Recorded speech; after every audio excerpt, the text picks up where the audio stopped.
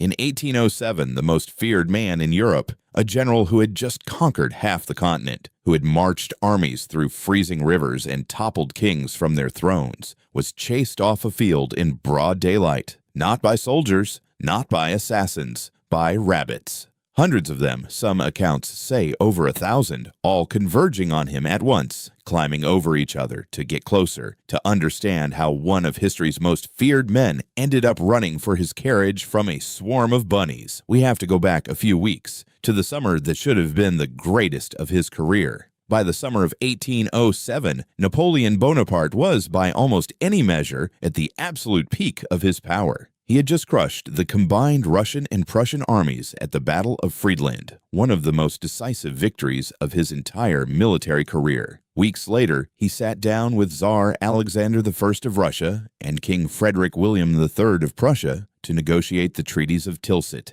agreements that redrew the map of Europe almost entirely in France's favor. Prussia lost roughly half its territory. Russia was pulled into an uneasy alliance with France, and Napoleon, still only in his late 30s, found himself effectively the master of the European continent, with no serious rival left standing to challenge him. To mark the occasion, Napoleon's chief of staff, Alexandre Berthier, decided to organize something a little more relaxed than a battlefield, a grand rabbit hunt. Hunting was, at the time, one of the great pastimes of European nobility, a tradition borrowed from centuries of royal courts before it. It wasn't just about the sport. These hunts were social theater, a chance for generals, dignitaries, and hangers-on to mingle in the open air, to be seen standing near the emperor, and to flatter the man who had just rearranged the continent in his own favor. Berthier, ever the loyal chief of staff, wanted to give Napoleon something to celebrate with. An easy, ceremonial morning where the hardest part of the day would be deciding which direction to aim the rifle. There was just one practical problem. Wild rabbits are notoriously difficult to gather in large numbers on short notice.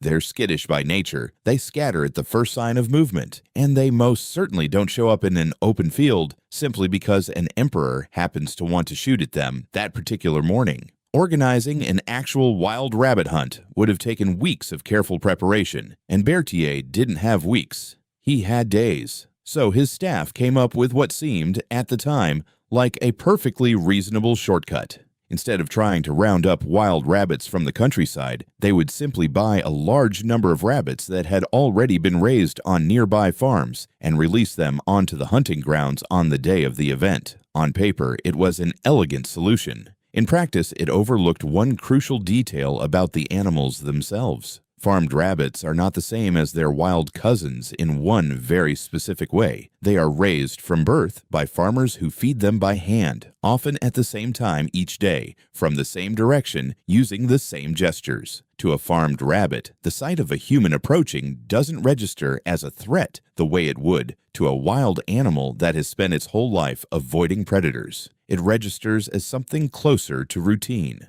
And, more specifically, as the moment right before dinner arrives. Nobody organizing the hunt seems to have thought through what would happen when hundreds of animals conditioned to associate humans with food were suddenly released all at once, directly in front of a large group of humans. On the day of the hunt, everything looked, at first, entirely ordinary. Wooden crates packed with rabbits were lined up across an open field just outside of Paris. Napoleon arrived with a modest entourage of officers and dignitaries, all dressed for what was expected to be a leisurely ceremonial morning, the kind of event where the outcome was never really in doubt, and the point was simply to enjoy the occasion. Rifles were readied. The hunting party spread out along the edge of the field, and on Berthier's signal, the crates were finally thrown open, releasing what may have been well over 1,000 rabbits all at once. For about half a second, it must have looked like the hunt was about to proceed exactly as planned. And then it very quickly didn't. Instead of scattering away from the hunters in fear, which is what a wild rabbit's instincts would have told it to do,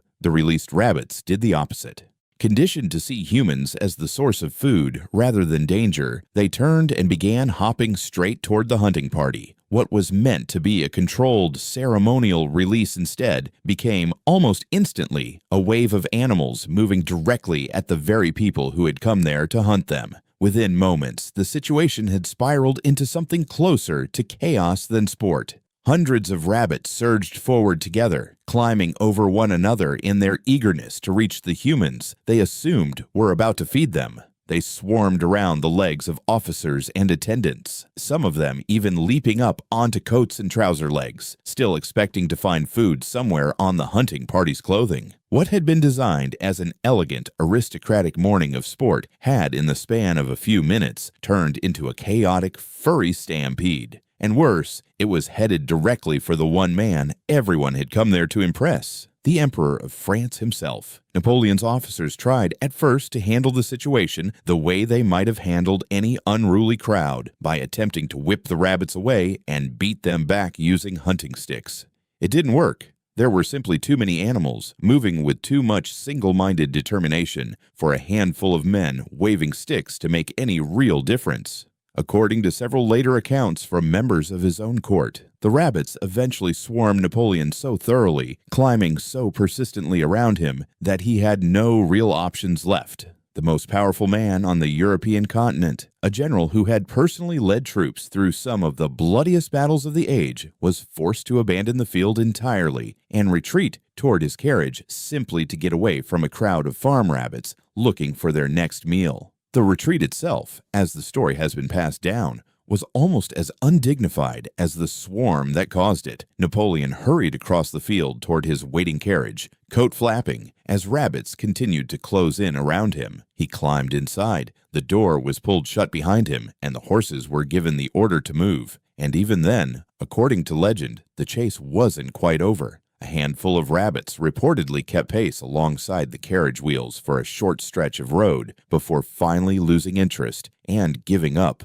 presumably in search of the next hand that might feed them. Historians who've examined the event since have generally agreed on what actually went wrong, even if the exact numbers involved have grown a little in the retelling over the past 2 centuries. The core explanation is straightforward. The rabbits released that day were never wild animals reacting to a perceived threat in the first place. They were farm animals, raised and fed by human hands, and conditioned from birth to associate the approach of a person with the arrival of food rather than danger. When 1,000 or more of them were suddenly released together in an open field, their instinct wasn't to flee from the nearest human, it was to run toward the nearest source of dinner. It just so happened, on that particular morning, that the nearest source of dinner was Napoleon Bonaparte and his hunting party. The story spread almost immediately through Napoleon's own court, passed along in hushed, amused tones by the very officers and courtiers who had witnessed it firsthand.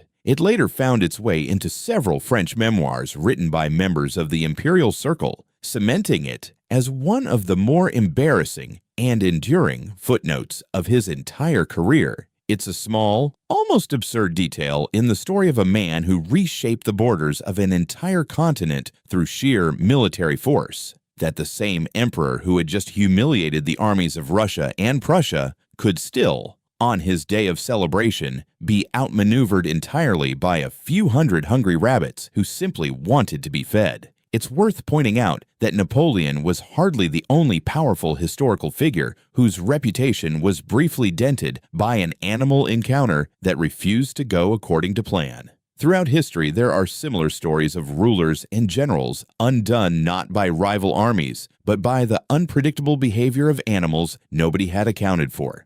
A reminder that no amount of military planning can fully control instinct, whether it belongs to soldiers or to livestock. What makes the rabbit hunt stand out, though, is just how avoidable the entire situation was. And maybe that's exactly why the story has survived for more than 200 years. It remains one of history's strangest ironies. An emperor who never once lost a war to an opposing army lost an entire afternoon to a field full of farm rabbits, who through no fault of their own just wanted to be fed. 2 centuries later, the armies he commanded and the treaties he signed are studied in history books around the world, but so still is the day the rabbits won.